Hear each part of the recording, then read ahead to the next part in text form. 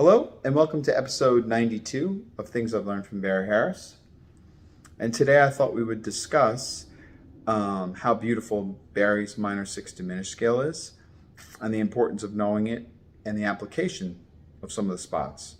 So let's say Autumn Leaves in the key of B flat, and we'll use it in this little specific spot. So we have C minor, going to F7, going to B flat major, going to E flat major, then we have A half diminished, going to D7, going to G minor.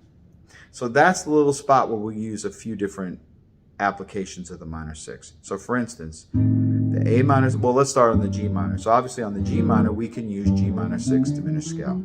What makes this scale beautiful is that it's got a flat 6 in it and a major 6 in it, plus the major 7. So it's kind of like a combination of the melodic minor and the harmonic minor. So it's both of those things. So that's why I always say that it's greater than the harmonic minor or the melodic minor, because both of those are found in this scale. So the idea is it's a root, and we'll do it in G. It's the root, major 2nd, flat 3rd, 4th, 5th, flat 6th, major 6, major 7. It's a really pretty scale. So that's a nice spot to put it. Now, the other thing I wanted to combine this with, besides how beautiful that scale is sometimes if you hear like a beautiful Art Tatum run or a beautiful Bud Powell run or a Barry run, where they just do something, let's say 4 octaves or something like that, whatever. A lot of times if you transcribe it, it's the same couple of notes, but they're just doing such a run across the piano that it's just the same couple of notes across the whole piano, a couple of octaves or many octaves. So guitar players can do that too. I mean, saxophone players can do that, but guitar players can do that. And I don't know if we necessarily practice it enough, and we probably should. But let's take a look at, let's say, this G minor 6. The idea is, well, we could just take the 4 notes of the G minor 6, which is the root, flat 3rd, 5th, 6th. So that's a really nice run. Or we can take, let's say, we just grab any one of those notes. So this one was root 3rd, 5, 6. What if we did 1, 2, 3, 5? That's a really pretty one. 3 octaves. What if we did major 7, 1, 3, 5? That's a pretty one. What if we did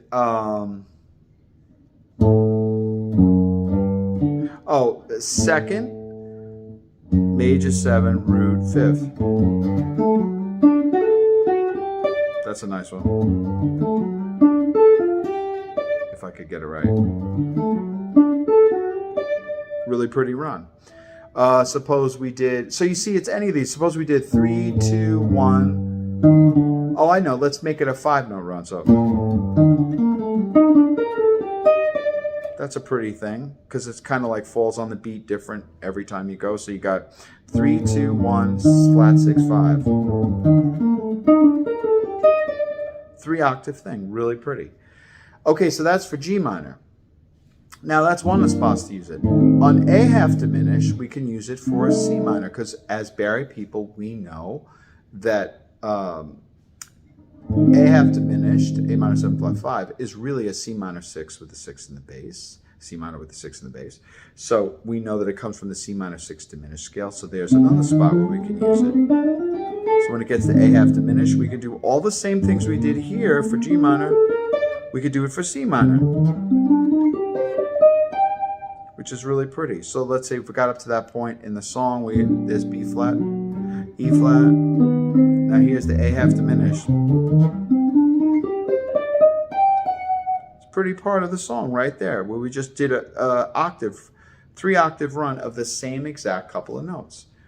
So these are really nice things that you can work out beforehand, so that when you're soloing, when time comes to play these things, you have them totally worked out. And they're really interesting things, and you can come up with a million variations of them that other people haven't come up with, because it's just a series of notes, whether it be three, I like sometimes just two.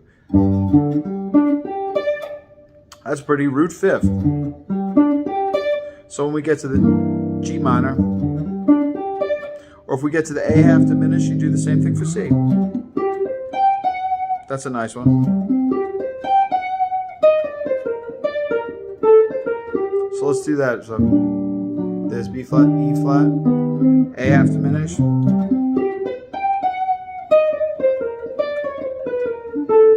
Nice idea, just doing the same thing 3 octaves. Really beautiful. I like doing those twice. So hit each note twice. That's a nice one. So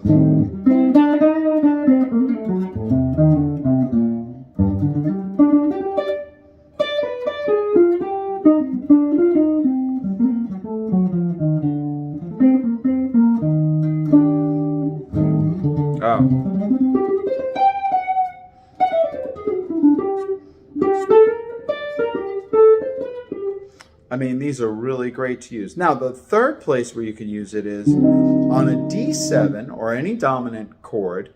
Barry likes to use the minor 6 diminished, which is a half step above the dominant, which gives you like E flat minor 6 then over D7.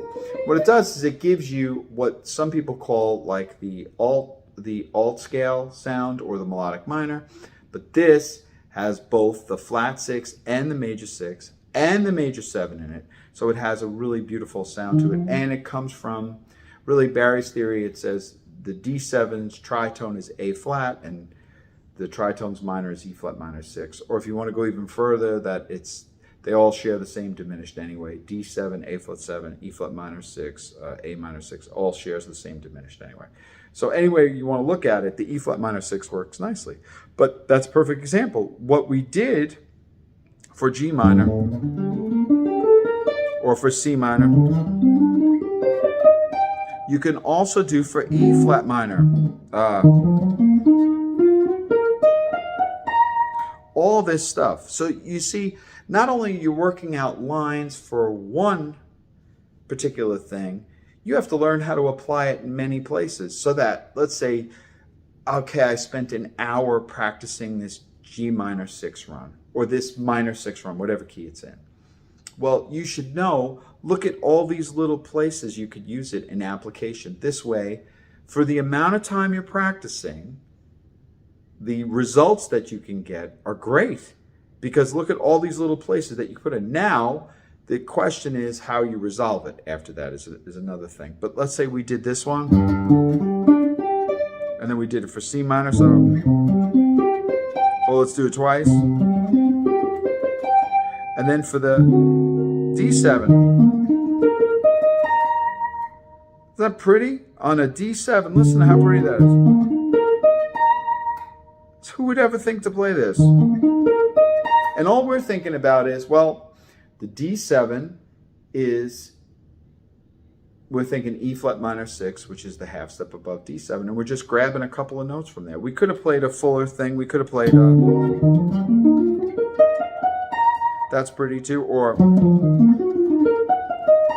also pretty, or any of these. Those are really, all those are so nice. And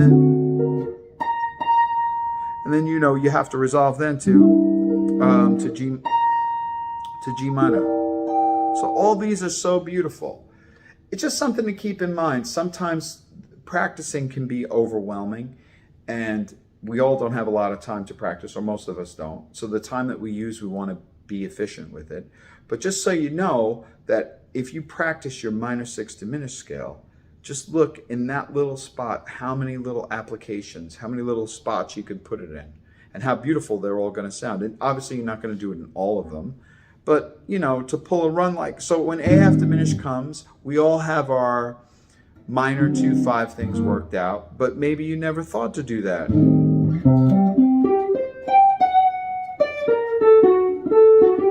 I mean, that's such a nice idea of just doing something 3 octaves.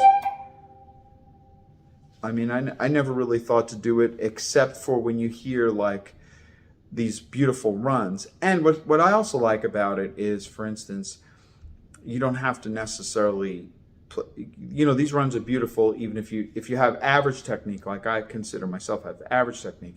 Like you might hear like for guitar, you'll hear Pasquale Grasso will play like all these wonderful lines, but his technique is so unbelievable and he pulls it off so clean that it sounds remarkable. But the idea, the rest of us who have just normal person technique, not Pasquale technique, but normal human being technique, we can actually pull those runs off too. It's not going to be as fast, it's not going to be as technically brilliant, but the sound is still going to be wonderful. That's what I like about these ideas, especially with the minor six. Anyway, I hope that was helpful, and until next time, enjoy practicing your minor six diminished runs. Thanks.